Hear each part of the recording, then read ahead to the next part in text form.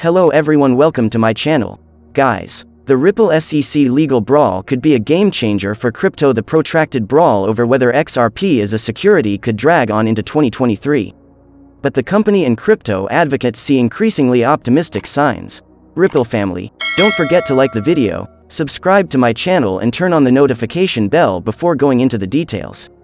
We will growth Ripple. You can support by subscribing. I used special indicators in the chart for you. You will get 90% accurate results.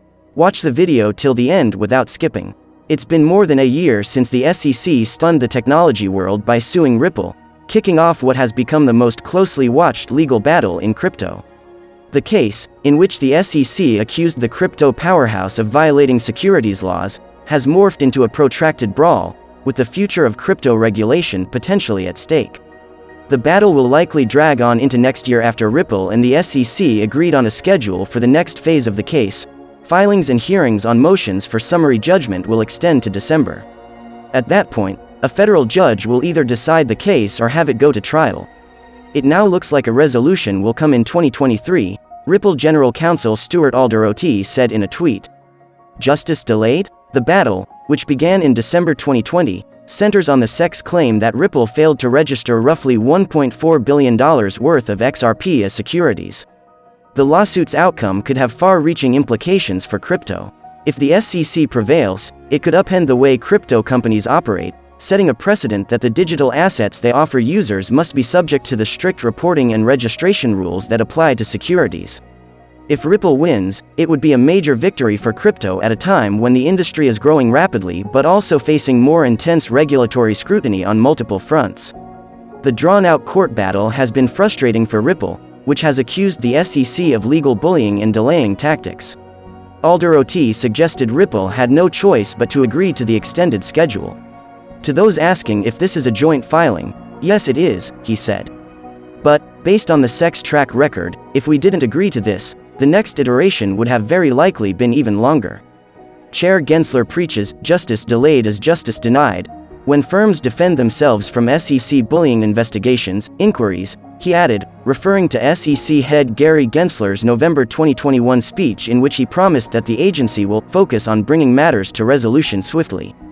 But the Ripple case is quite the contrast from the SEC using every tactic at their disposal to keep this cloud of uncertainty over the market, he said. Justice delayed indeed. The SEC does not comment beyond public filings, a spokesperson told Protocol. Crypto's moment. The battle has unfolded at a critical time for crypto. The industry has gone through dramatic changes since the SEC sued in 2020, from the industry's rapid growth and the rise of new players in new asset types like NFTs to heightened regulatory and political scrutiny of crypto in key markets including the US, Europe, China and the UK. The Ripple lawsuit is an indictment of the SEC's regulation by enforcement approach, Alderoty told Protocol. CEO Brad Garlinghouse voiced a warning that regulators like the SEC are holding the US back from crypto's upside potential. The SEC seems perfectly content to let the US fall further behind, all in the name of protecting their own jurisdiction at the expense of US citizens, he said in a tweet. For crypto skeptics and critics, who include prominent figures like Senator Elizabeth Warren and a range of legal and financial experts, the Ripple suit is about reining in a fast-spreading trend that could seriously undermine laws meant to protect investors in the financial system.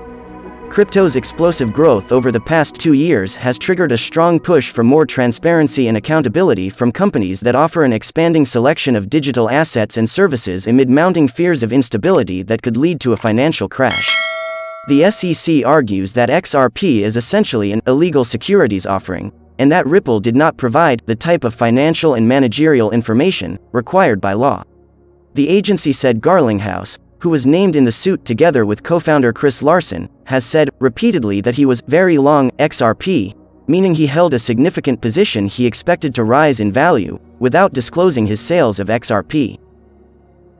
Stephen Diamond, a veteran Silicon Valley lawyer and a law professor at Santa Clara University, said Ripple essentially took people's fiat currency, handed people something called XRP and said the value of your XRP will go up or down depending on whether we're successful at building out the use case for XRP.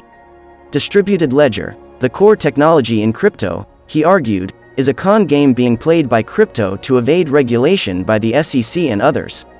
But Ripple has consistently rejected the SEC's argument about XRP, which it maintains as a utility token for payments, not a speculative asset, that it was issued prior to Ripple's founding, and that Ripple never sold XRP.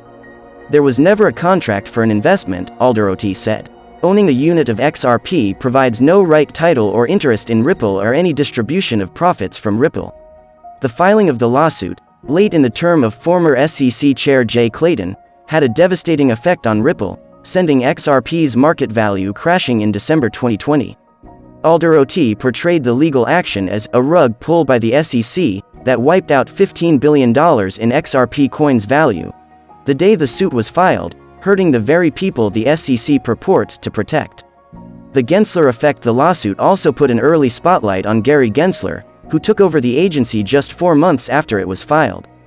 Gensler was initially welcomed by the crypto industry, including Ripple. "I think it is refreshing to have somebody like Gary Gensler in office because he taught blockchain and technology at MIT," Alderoty told Protocol last year.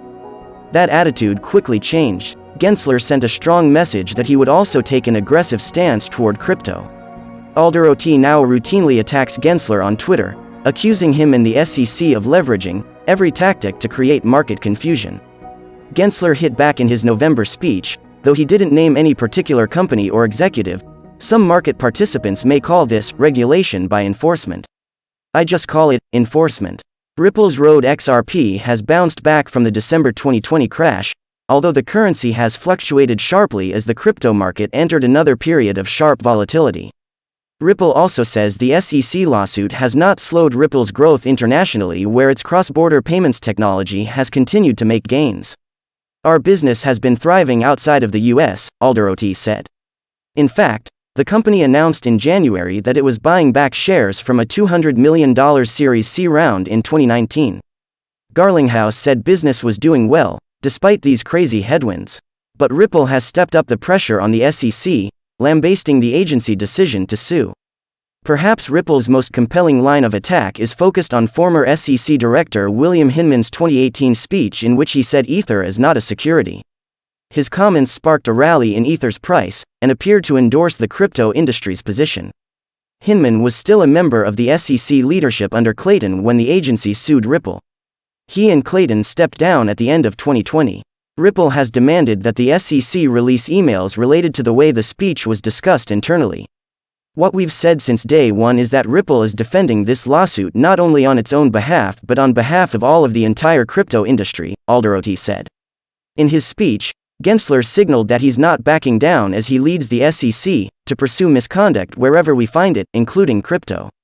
"I've learned in my first 6 months here that there are all too many fraudsters, penny stock scammers, Ponzi scheme architects and pump and dump cons taking advantage of investors," he said. "We have to protect the public from as many of these scams as possible." Thanks for watching. Don't forget to like the video and subscribe to my channel. See you in the next video.